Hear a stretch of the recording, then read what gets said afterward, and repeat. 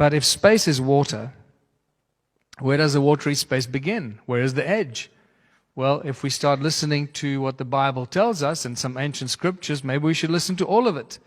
It says, God placed the firmament in the sky to separate the waters of the heavens from the waters below. I have no idea what that means, but I'm starting to get an interesting picture. And then how did God create the flood? It tells us God opened the gates of heaven to let the water pour in on the earth. Okay, now I'm starting to see how you can create a flood. If space is water, it's starting to make more sense. And then suddenly, vacuum just becomes a myth and not a scientific fact. Because the simple basic physics of a vacuum in space just doesn't work. If there are any scientists that actually just think about this, or physicists, the whole thing of vacuum in space is just not compatible with any kind of physics formula or physics that we can put to it. Where does the vacuum begin? Vacuum is one of the most powerful forces of nature. Where does that vacuum begin? We often get confused between gravity-free and vacuum. They're not the same thing. Just because there's no gravity doesn't mean you're in a vacuum. And just because you're in a vacuum doesn't mean there's no gravity. The two are not the same thing. So don't get confused by vacuum and gravity-free.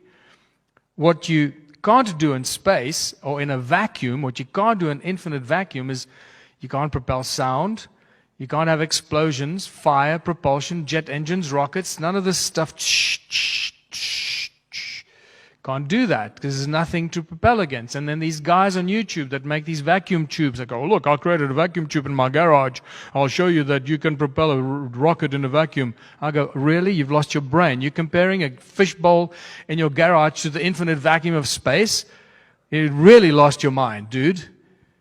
And then you start watching like SpaceX sending a rocket up into space, and the very well-trained presenter that's got all the buzzwords. She knows all the lingo and all the buzzwords. And at one stage I was watching and she says, and the rocket is about to enter the vacuum of space. Really? And millions of people are watching this and they believe this. You see, they just, oh, the rocket just entered the vacuum of space. Where? How did it, where? Please frickin' explain that to me. In scientific terms, not in BS terms. Oh, you won't understand it. No, please try me. I want to understand this. Explain to me where that vacuum begins. And we start realizing that everything we've been told about the moon landing, space, is probably one of those big hoaxes. It is a tough one to swallow, but we're going to have to start swallowing it sooner than later. The longer they string us along, the longer the worse this is going to get.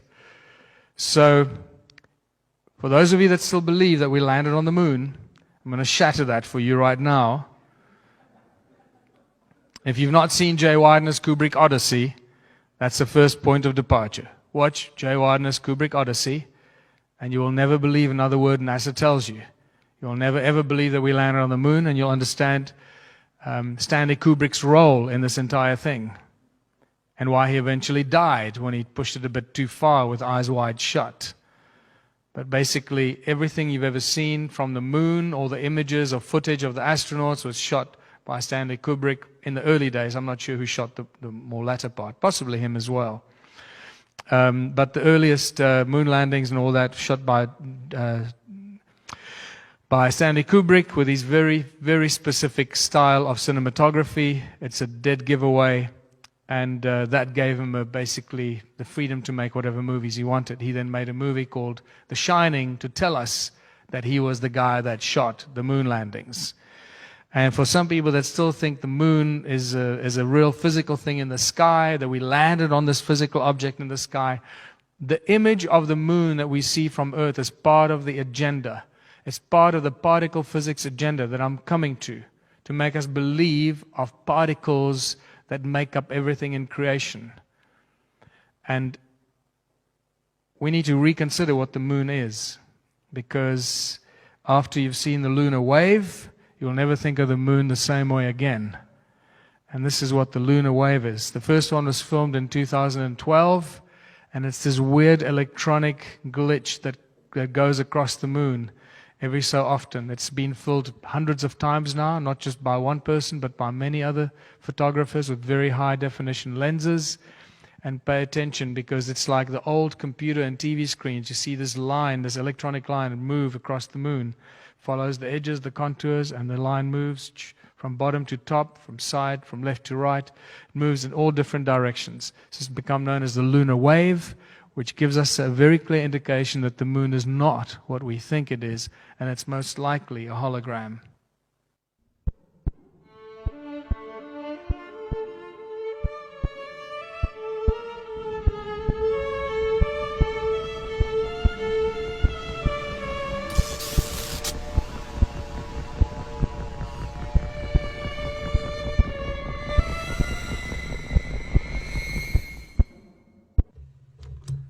All right, welcome to the Crow Discovery Project. Again, this is the 2012 lunar wave footage, the best example of the lunar wave that we have, and I'm going to show you some things that sharp-eyed followers have spotted long, long ago, and that I have talked about, but I have never taken the time to carefully illustrate.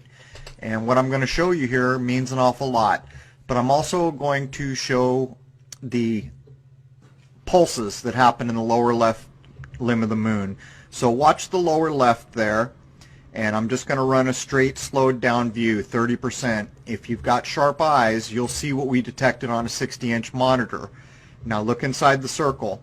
There's a pulse that goes from lower left to upper right, and in the next circle, the yellow one, there's a lateral sweep that goes from left to right straight across the screen. And this is all going on as the wave is starting at the bottom. So now look at the pulses backwards and forwards. That's backwards. This is forwards, coming from the lower left limb of the moon. You can see the pulses now that I've put filters on them, how they have a curved aspect to them. And if you've got sharp eyes, you'll see the sweep up above. Now what I'm going to show you now, we have talked about, and many sharp-eyed viewers have known that this was an important thing about this clip for a long time. Here comes the wave. Look at the dark underlined crater in the center of your screen. Watch how it's displaced, almost like you're looking through water. There goes the wave backwards, forwards, the wave hits the crater, displaces. This wave is displacing, as if you were looking through water, the entire image of the moon.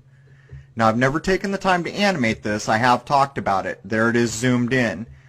Now this is running at 30%. And I'm going to zoom out. There goes the wave to the top, and there's going to be another wave coming in from the bottom. Now I'm going to run this at 30%, so as the wave comes in, you can choose any landmark you want. Here comes the wave from the bottom to the top. Choose any little landmark you can see there and watch it be displaced. Now that round looking ring crater, forwards, backwards, and one more time forward, and I'll zoom out. And you can watch it go all the way to the top. Again, this is at 30% with quite a few filters like find edge and some other things, invert. Okay, I think you get the gist of that. This has been filmed many times now, not just by one person. So it seems to me that that we're not looking at anything physical, and that this hologram, or whatever the hell that is possibly hiding something that's really behind it. And then the Mars landing, you know, and when we first landed on Mars, I got so excited. I was just really excited about the Mars probe and all the pictures from Mars. Boy, it was like one of the happiest days of my life. So for me to come to terms and admit that this is probably a hoax is just really a tough pill to swallow. But unfortunately, we have to swallow these pills, because when you start researching the whole Mars landing and the experiments and the training they did in the Canadian Arctic on Devon Island, I suspect that pretty much everything and all the footage we've ever seen on Mars was actually just shot on Devon Island, very far northern Canada. And it's depressing, but that's what it is. And we've got to deal with it. The truth goes through 3 stages. At first, it is ridiculed. In the second, it is violently rejected. In the third, it is accepted, self-evident.